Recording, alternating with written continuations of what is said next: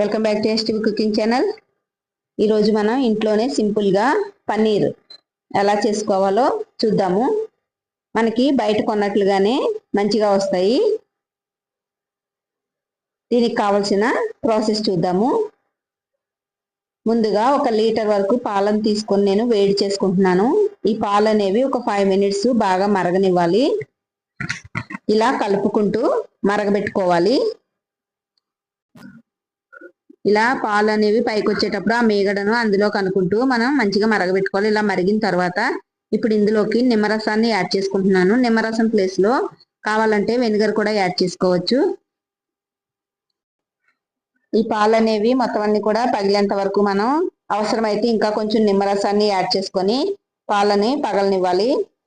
అలానే నేను LIC insurance advisor గా వర్క్ చేస్తున్నాను. ఎవరికైనా న్యూ పాలసీస్ గురించి తెలుసుకోవాలనుకున్నా, అలానే మీ ఓల్డ్ పాలసీస్కి సంబంధించి ఏమైనా డౌట్స్ ఉన్నా, అలానే ఎల్ఐసిలో మీరు కొత్తగా ఏమైనా ప్లాన్స్ తీసుకోవాలన్నా నన్ను అప్రోచ్ కావచ్చు. చూసారు కదా, పాలు అనేవి మంచిగా పగులుతున్నాయి.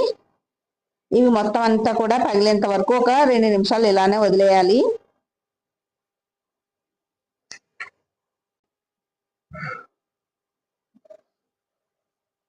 పాలు అనేవి ఇంకా కంప్లీట్ గా పగలలేదు కదా, ఇంకా కొంచెం నిమ్మరసాన్ని యాడ్ చేసుకుంటున్నాను నేను.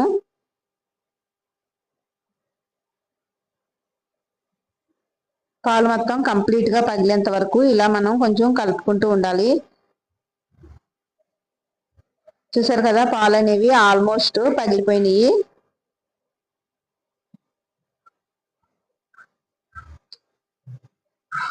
ఇలా కంప్లీట్ గా పగిలిన తర్వాత ఇప్పుడు మనం దీన్ని మొత్తాన్ని ఒక స్ట్రైనర్ పెట్టుకొని అందులోకి ఒక పలచని కాటన్ క్లాత్ ని పెట్టుకొని అందులోకి మొత్తాన్ని వేసుకోవాలి.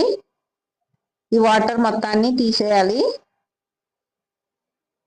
ఇలా మొత్తాన్ని వేసుకున్న తర్వాత ఈ వేస్ట్ వాటర్ అనేది వచ్చింది కదా, ఈ వాటర్ ని మొత్తాన్ని తీసేసి మరలా ఇప్పుడు ఇందులో నిమ్మరసం పిండాం కదా, కాబట్టి ఒక 2-3 టైమ్స్ మనం వాటర్ పోసుకొని మొత్తాన్ని మంచిగా కలుపుకుంటూ శుభ్రం చేసుకోవాలి. లేదంటే పన్నీర్ అనేది మనకి పుల్లగా ఉంటుంది. ఇది వేడివేడిగా ఉండగానే మనం ఇదంతా కూడా చేసేసుకోవాలి. ఇలా మొత్తాన్ని 2-3 టైమ్స్ మనం శుభ్రంగా కడుక్కోవాలి.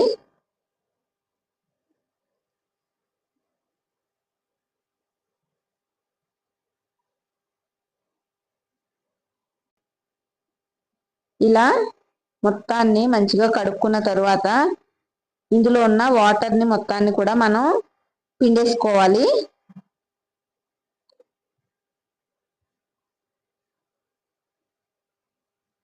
ఇలా దగ్గరగా చేసుకొని గట్టిగా పిండితే గనక మనకి పన్నీర్లో ఉన్న ఎక్స్ట్రా వాటర్ అనేది బయటికి వెళ్ళిపోతుంది.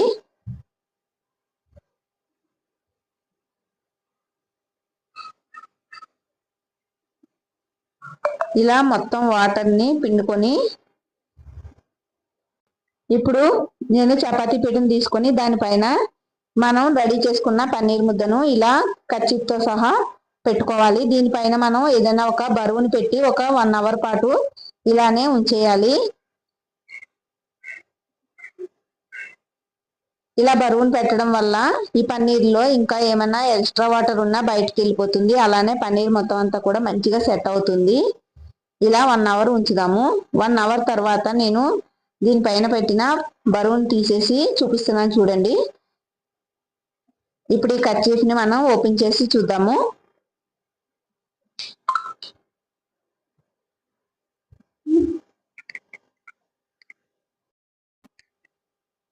చూసారు కదా, పన్నీర్ అనేది మంచిగా సెట్ అయిపోయింది. మనకి అచ్చం బయట తీసుకున్నట్లుగానే ఉంటుంది. అలానే బయట మనకి పన్నీర్ అనేది ఎలా ప్రిపేర్ చేస్తారు అనేది కూడా మనం కంప్లీట్ గా చెప్పలేము. ఇలా మనకి ఇంట్లోనే పాలు ఉన్నప్పుడు అప్పుడప్పుడు మనం చేసుకుంటే గనక హెల్దీ కూడా. ఇప్పుడు దీన్ని మనకి కావలసిన సైజులోకి పీసెస్ గా కట్ చేసుకొని మనం కర్రీని ప్రిపేర్ చేసుకోవచ్చు. రెసిపీ మీకు కూడా నచ్చినట్లయితే ట్రై చేయండి. అలానే ఎలా వచ్చిందో షేర్ చేయండి. మన ఛానల్ని ఫస్ట్ టైం చూస్తున్నట్లయితే కనుక సబ్స్క్రైబ్ చేసుకోవడం మర్చిపోవద్దు.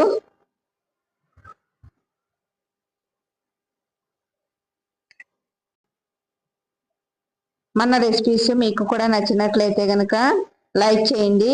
మీరు ఇచ్చే లైక్ అనేది మాకు చాలా సపోర్టింగ్గా ఉంటుంది. ఇలా మొత్తం పన్నీర్ని చిన్న చిన్న పీసెస్గా కట్ చేసుకున్న తర్వాత వేరొక ప్లేట్లోకి తీసుకోవాలి.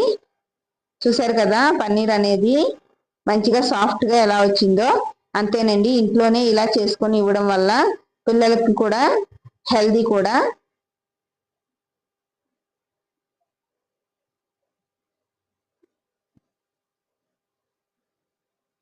అంతేనండి, ఎంతో simple and tasty home made paneer అనేది రెడీ అయిపోయింది. Thanks for watching.